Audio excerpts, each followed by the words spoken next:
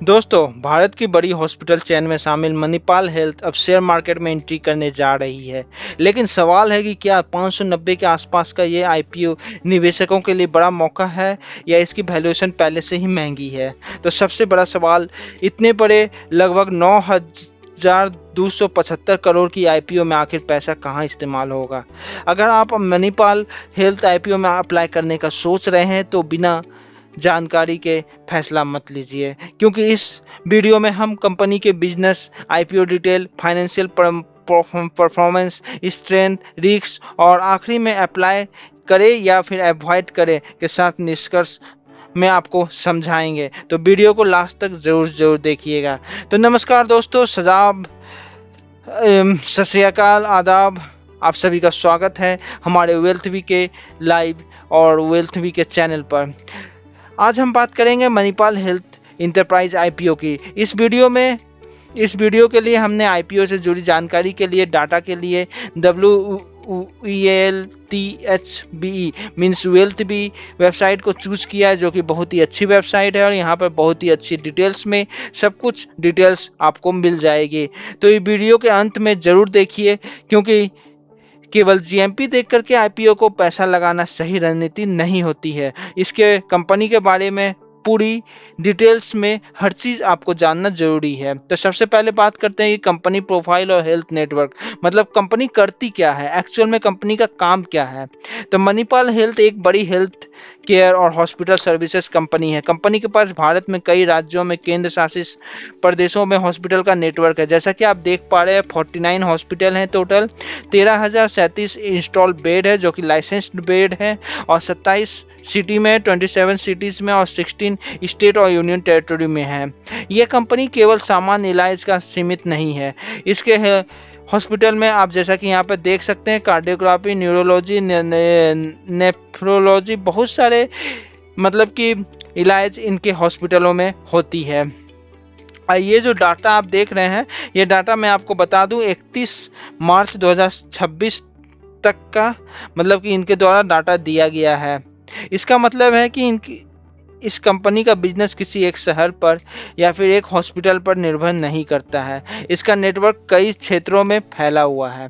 तो चलिए, ये तो समझ में आ गया। अब इसके प्रमोटर और की लीडरशिप को भी देख लेते हैं। डॉक्टर एच सुदर्शन भल्लल, ये आपके प्रमोटर हैं इनके इस हॉस्पिटल के।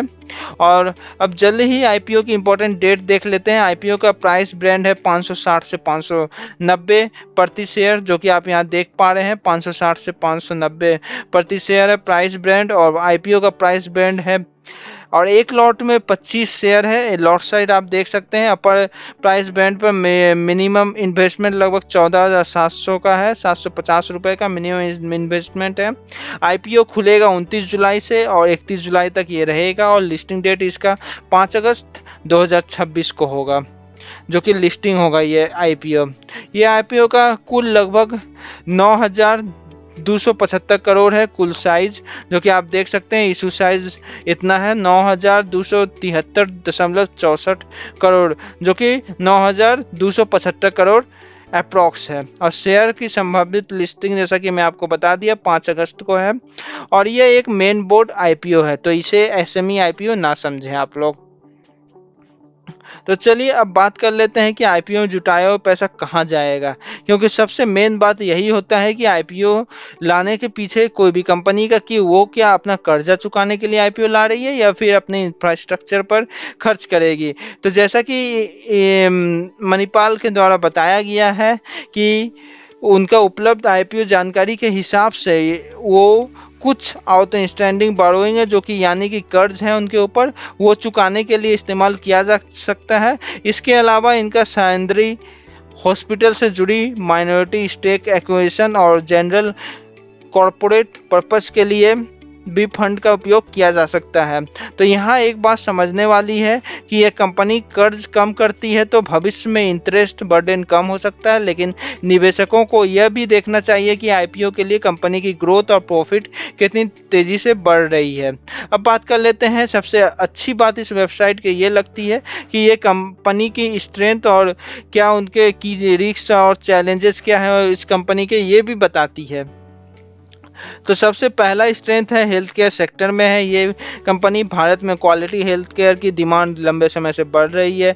संभावनाएं हैं बढ़ती आबादी, बेहतर मेडिकल अवेयरनेस और एडवांस टेक्नोलॉजी के ज़रूरत इस सेक्टर को सपोर्ट कर सकती है। दूसरी स्ट्रेंथ है लार्ज हॉस्पिटल नेटवर्क।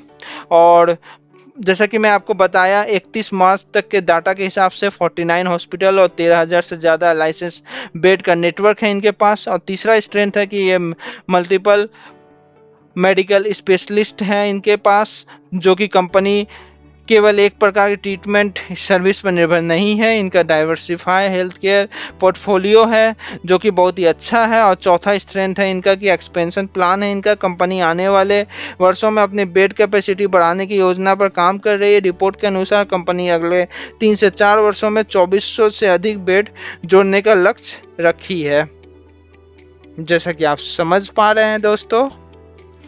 अब बात करते हैं कि इनका रिस्क क्या है, रिस्क और चैलेंजेस क्या है। अब बात कर लेते हैं उन रिस्क की जिसे नज़रअंदाज नहीं करना चाहिए। पहला रिस्क है वैल्यूएशन। बड़ी और अच्छी कंपनी होने अपने आप में एक गारंटी नहीं देता है कि आईपीओ प्राइस भी सस्ता है। निवेशकों को अर्निंग का मुकाबले वैल्यूएशन देखनी चाहिए। दूसरा रिस्क है हेल्थ केयर बिजनेस में हाई कॉस्ट। देखिए, हॉस्पिटल बिजनेस में नई फैसिलिटी, मेडिकल इक्विपमेंट, डॉक्टर और इंफ्रास्ट्रक्चर पर काफ़ी खर्च होता है, ये तो आप लोग भी जानते होंगे। और तीसरा रिस्क है इनके ऊपर कर्ज और एक्सपेंशन का दबाव है। अगर एक्सपेंशन उम्मीद के अनुसार प्लेटफॉर्म नहीं करती है तो प्रॉफिट पर भी असर पड़ेगा। और चौथा रिस्क है जीएमपी पर ज़्यादा भरोसा ना करें। जीएमपी केवल मार्केट सेंटीमेंट और एक अनऑफिशियल संकेत है, यह लिस्टिंग प्रॉफिट की गारंटी नहीं देता है। इसलिए केवल यह सोचकर कि अप्लाई ना कर दे कि जीएमपी ऊपर है या नीचे। चलिए अब बात करते हैं दोस्तों कि आप लोग अप्लाई करेंगे या फिर नहीं करेंगे। ये तो आपकी अपनी निर्भर करती है, आपके अपने फाइनेंस पर और आपकी अपनी समझ पर। लेकिन हम आपको एक सही राय देते हैं कि अगर आप केवल शॉर्ट टर्म लिस्टिंग गेन के लिए अप्लाई करना चाहते हैं तो फाइनल सब्सक्रिप्शन, मार्केट कंडीशन और लेटेस्ट जीएमपी को आईपीओ से बंद होने के पहले चेक कर ले, फिर ही अप्लाई करें। और अगर आप लॉन्ग टर्म इन्वेस्टर हैं तो आप कंपनी की ग्रोथ, वैल्यूएशन, डेब्ट पोजीशन और मतलब कि कर्ज में कितनी है कंपनी और फ्यूचर एक्सपेंशन का क्या प्लान है इसका, ये समझ करके ही आप लोग अप्लाई करें। मेरे अनुसार मणिपाल हेल्थ एक इस्टेब्लिश हेल्थ केयर बिजनेस है। इसका हॉस्पिटल नेटवर्क बहुत ही स्ट्रॉन्ग पॉइंट है, लेकिन इसमें इन्वेस्टमेंट डिसीजन लेते समय वैल्यूएशन को नज़रअंदाज नहीं करना चाहिए। इसलिए इसे ब्लाइंडली अप्लाई नहीं करें, आँख बंद करके अप्लाई ना करें और अपने रिस्क प्रोफाइल और रिसर्च के आधार पर ही फैसला ले दोस्तों। तो अब बात करते हैं कि अब आपसे कुछ सवाल मैं करना चाहता हूं दोस्तों कि मणिपाल हेल्थ आईपीओ से रिलेटेड, क्या आप इस आईपीओ में अप्लाई करेंगे या फिर वैल्यूएशन के वजह से इंतज़ार करेंगे?